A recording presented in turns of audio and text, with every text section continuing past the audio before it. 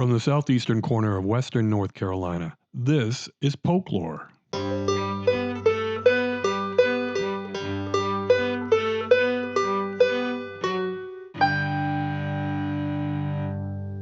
I'm your host, James Hernishin. I know what you probably thought when you saw the title for this episode. A political candidate? Already? Didn't we just have an election? Sorry folks, but that was something like 10 months ago. And we have elections every 2 years, with primaries in between. In fact, it used to be worse. If political campaigns aren't your cup of tea, you should probably be thanking the North Carolina State Legislature for adding a year to the term of every municipal office holder elected in an odd-numbered year. A law passed last year added an extra year to the terms of those officers as part of an effort to hold elections in the state only in even-numbered years. The argument is the cost of holding elections every year outweighs the benefits to democracy. Whatever the reason, the next ballots we'll see will be the 2026 primaries, which will include court and legislature and congressional seats, like the one for the 11th District of the U.S. House, which is currently held by Republican Chuck Edwards. Now, if you live in Tryon, Columbus, Mill Spring, or Green Creek, this interview may not be directly relevant because you'll be voting in one of the primaries for the 14th District, if there are any. And at this point, I'm not confident there will be. Of course, I'd love it if you didn't give this episode a pass, but I'd understand why. On the other hand, if you live in Saluda or Cooper's Gap or certain parts of White Oak, and you're interested in this race but you're short on time, here's a few seconds from a video my guest posted on his campaign website, in which Jamie Ager provides a brief explanation of his philosophy about how to serve in Congress. The challenges we face are big, but how we arrive at the answers is probably pretty simple. Be honest, be curious, work together. That's how you run a farm. Imagine if it's how we ran our country. The next half hour is basically one long riff on that clip. One point of clarification. This isn't about the November 2026 election. We aren't ready for that yet. It's just for the contest among Democrats for the rights to represent their party in the general election. The primary campaigns tend to be somewhat delicate affairs, with everyone making softball pitches for themselves rather than throwing hardballs at their opponents. They're all supposed to be on the same team, after all. Still, we do get into some interesting political discussions that I think are worth sticking around for. I hope you agree. We recorded our talk in a barn at the Ager farm in Hickory Nut Gap, just a few days before the one-year anniversary of Tropical Storm Helene. Jamie Ager, welcome to Folklore. Thanks for having me. So, I don't know if everybody in this part of the world knows who you are. I'm sure you're relatively well known compared to a lot of other folks, but give me some details of your biography and how you ended up deciding to run for office.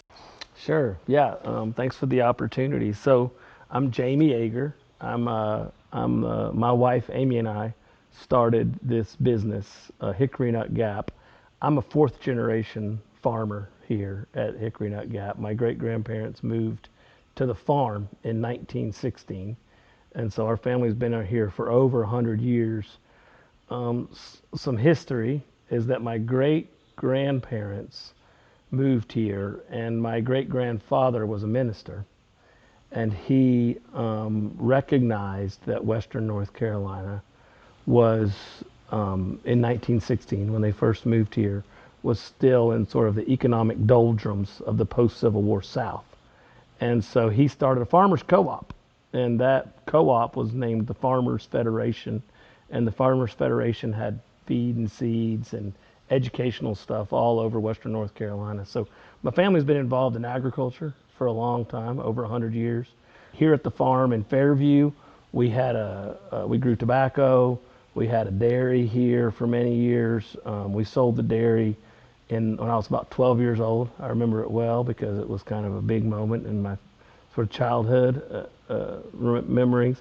And then most of my high school years were spent here working on the farm. We raised beef cows, we had some sheep, we raised apples. We tried a lot of different agricultural stuff, and I wasn't really super familiar with, I don't think they saw the farm as a potential to make a living at that point, because the history of agriculture is that it got so concentrated, and the only way to win in the sort of economics of get big or get out agriculture was to scale, and you know, low gross margins equals high volume needs, right, to make it work. And so as I was growing up, I didn't see it as a very viable thing. But then I went to college. I did a double major in environmental studies and sustainable agriculture, It and was then at also Warren history Wilson. at Warren Wilson College. Yep, yep. And I worked on the farm over there the whole time I was there. And then I got really just kind of locked in on agriculture and this idea of direct marketing. And so my wife and I built a business plan our senior year of college. And I always joke we were young and idealistic about coming back to the family farm and making it work. And now it's been 25 plus years. We've got 3 boys. That the last one's about out of the house. Levi, our youngest, is 16. Our middle son Nolan is 18, and our oldest son Cyrus is 21. Is at App State up in Boone, and we really just we started direct marketing our grass-fed beef and pasture-raised pork and chickens off the farm. And I always say nowadays we're 25 years in, and we've built a little meat company as well. And so we've learned quite a bit about business over the last 25 years, and so now we're in a good spot, and we're still idealistic about saving family farms and helping rural America thrive. Is kind of the mission of our whole Hickory Nut Gap brand. And our mission at Hickory Nut Gap is to build community through agriculture. And what we mean by that is we really want to see build a business with deep values around the land, being good for the land. We practice what's called regenerative agriculture. So we promote agriculture that builds soil health, that promotes biodiversity on the landscapes. And then we also really want to connect the dots between healthy land, healthy animals, because we think healthy soils make healthy animals, and then ultimately connecting the dots to people. And when we say people, we really want to make sure farmers that we work with are taken care of and make a living. We want to make sure that the customers who buy our products have nutrient dense, high quality foods. And then we want to take care of the employees that work here and really build a community of people dedicated to these values around building a better food system and a better future for agriculture. I would love to spend all day talking about regenerative agriculture and biodiversity and the kind of products you sell here, but that's not what we're here to talk about, right? So 25 years into building a business, and it's relatively successful, right? You go to a restaurant and you see Hickory Nut Gap Farm products on the menus. I think people take a lot of pride in selling local here. Yes. So you're taking advantage of that. And so 25 years in, why choose to run for office, especially in a place where, let's face it, Democrats have not done so well since he's sure? Right, and that's a good question because I did not think this was going to be my lane. I've got a wonderful life here on the farm. My boys are all interested in agriculture and the food, you know, growing good food, and so the idea of running for Congress wasn't something that I was particularly keyed in on.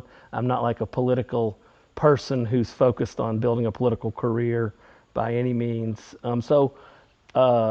When the opportunity came up and folks were encouraging me to run, I hesitated because I wasn't sure that that was a path that I wanted to take. But then as I looked at this district, the 11th district of Western North Carolina, we'd just gone through Hurricane Helene, almost the anniversary is coming up next week or Saturday. And the inability to respond well from the federal government and the sort of challenges that the whole region's facing was a source of frustration for us here at the farm. We're still waiting for some money to come through on some projects. You know, I've hear it from friends and neighbors all the time. I think that the Democratic Party was a source of frustration for me. I was recognizing that the party had become highly intellectual and urbanized and had lost its way on really connecting to working people and being the party of the working class. And to me, that's a terrific loss for the party, not only the party, but also for our country, because I'm a patriot and I care about our country and I really want our country to thrive. And regardless of political affiliation, we need a good, strong two-party system. And so in that context, I said, I really think I have a message that can help the Democratic Party have a path forward and have a vision as a party that's more hopeful than the sort of places that the party's been. And my personal frustration is that I don't consider myself a highly urban, thing. I think the perfect example for me of where the Democratic Party messed up was some of this like big celebration of all the plant-based meats and stuff like that. I'm like, these people don't have a clue what's really going on in rural America trying to promote this foolishness. And so that was really kind of like on a gut level frustrating. And I said, I think I can complain about that, right? Or I can go do something about that. And so when you ask yourself that question, it's a pretty easy answer. But you still chose you are running for the Democratic Yes, nomination 100%. because despite the despite how the Democrats may have strayed away from its working class roots, you still think the core philosophy is aligned with yours. The Democratic Party has always stood for the working class people, fighting for the little guy, fighting for a better democracy, a better future. And to me, that is such a noble cause. And I admire the history of the party, and I'm very proud of the history of the Democratic Party. I do think that the party, got a little ahead of itself with some of these big ideas and lost track of the connection and the trust of folks out in the countryside. You didn't bring it up, but you do have a family history of politics. Correct. So my grandfather represented the U.S. in the U.S. House back in the 80s here in Western North Carolina, and I'm named for him. So that's something I always was very proud of, and I spent quite a bit of time with him after he'd retired from Congress and got to hear all of his stories, and certainly one of the reasons that I'm probably sitting in this chair today talking to you. And then my father was in the North Carolina House from 2014 to I think 2022, and my brother Eric, who spent his career serving our country in the Navy, is also in that North Carolina House seat as well. And so our family certainly has a history of public service and trying to be helpful. So is this maybe why people came to you saying, why don't you think about running? Because it runs in your family? Yeah, that was part of it. I mean, I also think that, people are familiar with the family name, which I think is helpful. Also hurtful. You can look at it both ways, I think. And to me, that wasn't really the sort of, here nor there necessarily. I think that there is some benefit to the name. I think that, my experience in business and understanding business is also something that I think that is attractive, in that I believe in business can be a really force for good. And so how do we layer that into the Democratic message? Because I'm not seeing a ton of Democrats that understand business super well, and I can add some of that value to the party as well. And building a team of people sort of dedicated towards a common purpose and feeling like that's a noble mission to be on is something that we've done here at Hickory Nut Gap, and I'm really proud of the team we've built and the people we've kind of put in place to help move us forward.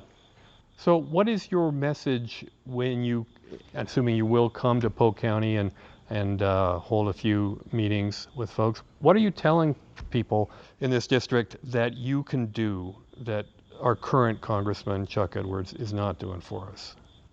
To me, what I can do is bring good, practical common sense to our political process and the legislative process, and really focus on how do we work together as a country to solve hard problems.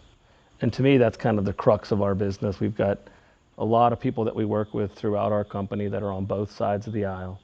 I can get along with people on both sides of the aisle. I honestly don't even, before I ran for Congress, I didn't know if people were Democrats or Republicans.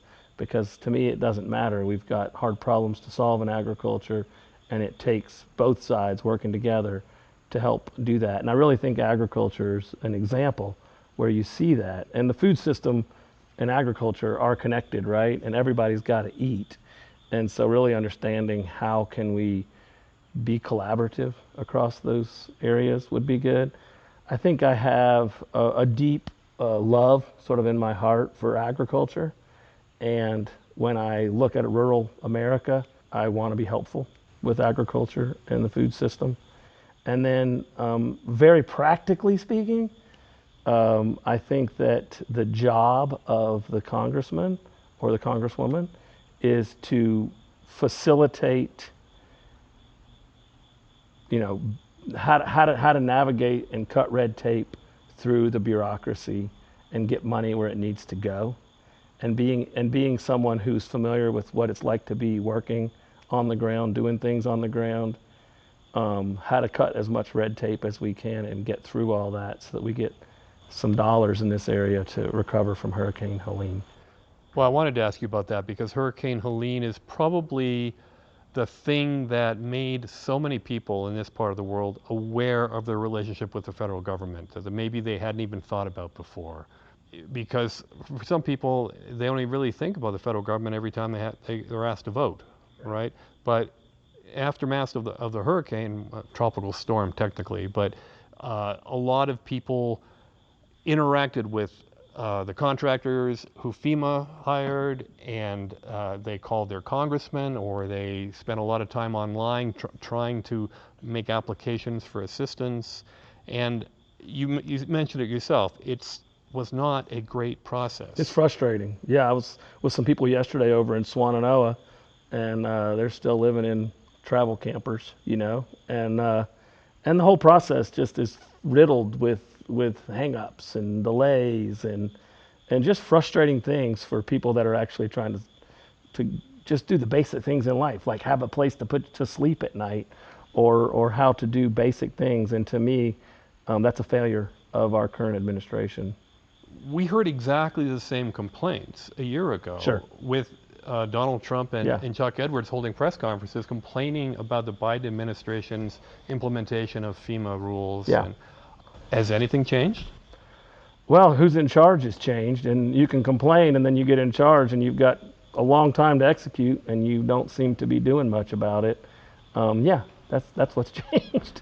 I'm just curious if the way in which Chuck Edwards responded to his responsibilities as a congressman in the aftermath of the storm, Yeah. did that have a role in driving you to say, hey, the guy isn't doing his job, so someone else has got to do it? Yeah. I mean, this is one of the reasons people run for office, right? Because they're dissatisfied with Yeah, the people that's in charge. 100% true. Okay. Yeah, frustration with that system, and not saying that bureaucracies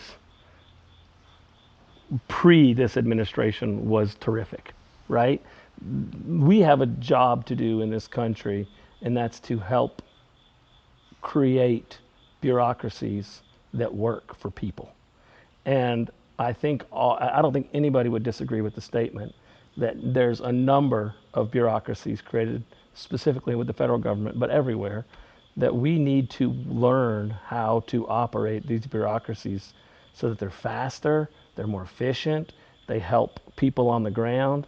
I think that the people working there need to feel like that what they do really matters and they have a purpose to it. I always tell my team here at Hickory Nut Gap that, you know, what we want it to feel like when we're working every day at the farm, that is similar to the guy who was sweeping the floor at NASA, and they asked him what he was doing, and he said, I'm putting a man on the moon.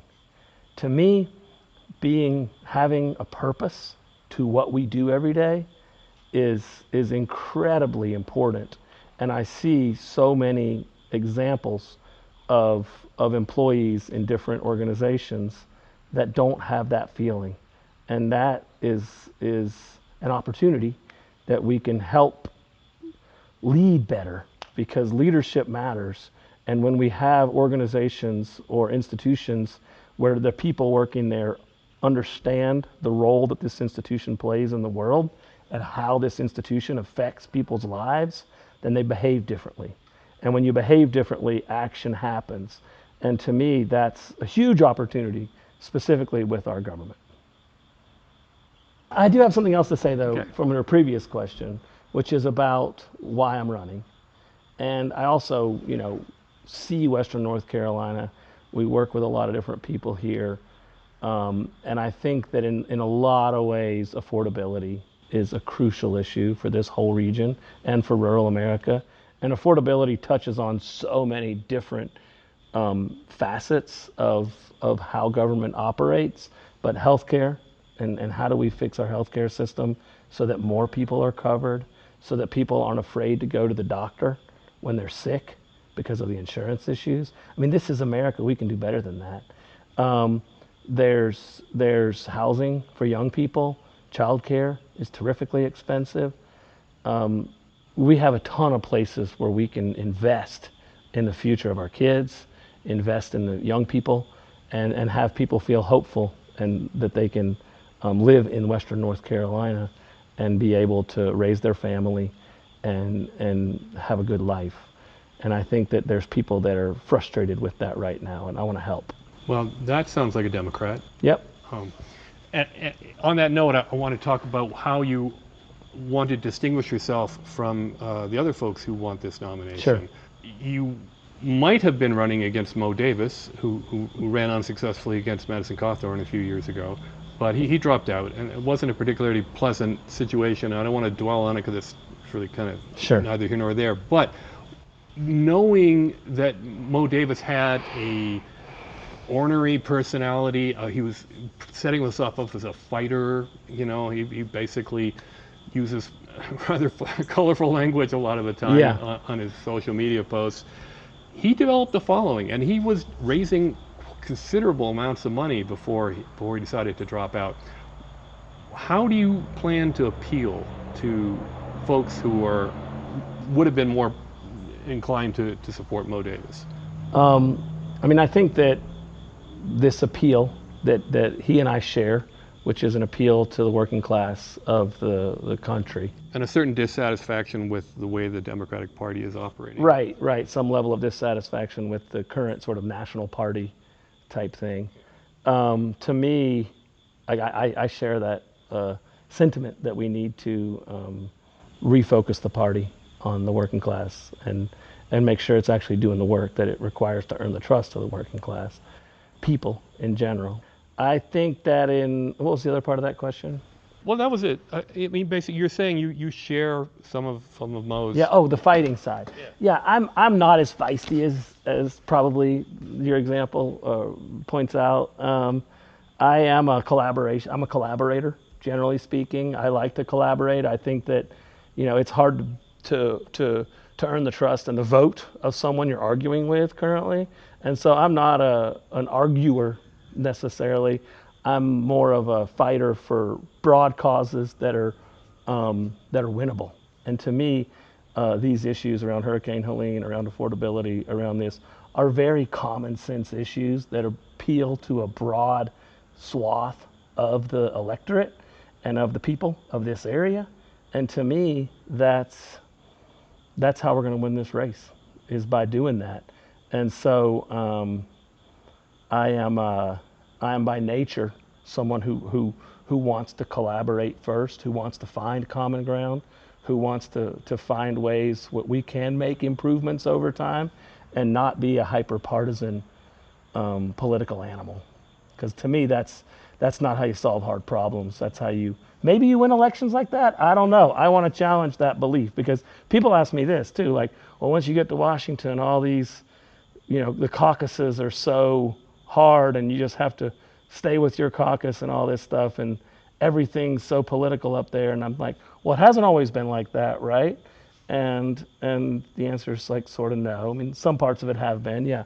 But at the end of the day, I'm a big believer that leadership matters, and our ability to navigate hard conversations and tricky discussions matters. And in my experience, running a business and having to grow a business, and I've had to learn a lot about leadership, because I was just kind of an independent farmer doing my thing, and then had to, all of a sudden we kind of grew it to where we didn't needed more people working to do the jobs, and I was like, I'm a really bad leader. I got to learn how to lead better. And so in that context, I did the hard work and read a bunch of books and did some leadership studies, and I took an ag leadership class through NC State, the Young Farmer and Rancher, or the NC State College of Agriculture and Life Sciences leadership class, and that was all super helpful. And it turns out there's a lot of ways to be a better leader, and a lot of it has to do with communication. It has to do with checking in and having hard conversations with people. And to me, those are universal opportunities to help change our political system as well. When you talk about collaboration, have you thought about, because I have, have you thought about calling up people like Mo Davis, but also the last couple of people to run for this office, to say, hey, you once expressed an idea of doing this job, help me do it now? 100%. Always collaborative, ready to collaborate with whoever wants to do it. I'm known for that. I'm just saying, have you picked up the phone? Yes. Okay. I know this is still early in the campaign, so I guess we'll see where that goes. But one of your bigger challengers, I guess, will be Richard Hudspeth, who just announced last week that he wants the job. He was the former CEO of Blue Ridge Community Health. I don't see you two as being at odds with each other. If you don't get the nomination, would you like to spend some time helping him or whoever else might win? Yes. I would like to help whoever gets the Democratic nomination. Because, I mean, let's help. face And it, too often we have people seeking office, they don't get the nomination Yeah. for the party, and Yeah. then they disappear. Right. And I think it would be nice to know that your heart's not just in it for winning. Right. Well, and Richard's platform is, I mean, he's obviously an expert in healthcare, and that's not my background, right? And clearly a massive issue that, as a father of 3 kids, and we've interacted with the healthcare system a ton. We're all I admire slightly his experts. expertise, right? I am like 100% ready to collaborate with anybody that wants to collaborate and help each other win this nomination and beat Chuck Edwards. I do think I have the best chance to go beat Chuck Edwards with my background and with my roots. All right, just one more question, and we can cut this out if you don't like it, but I remember when Madison Cawthorn was the nominee, and he won, not by a huge margin, Yeah. over Mo Davis, and then Madison Cawthorn kind of crashed and burned and fled to Florida when he was more or less kicked out of the party.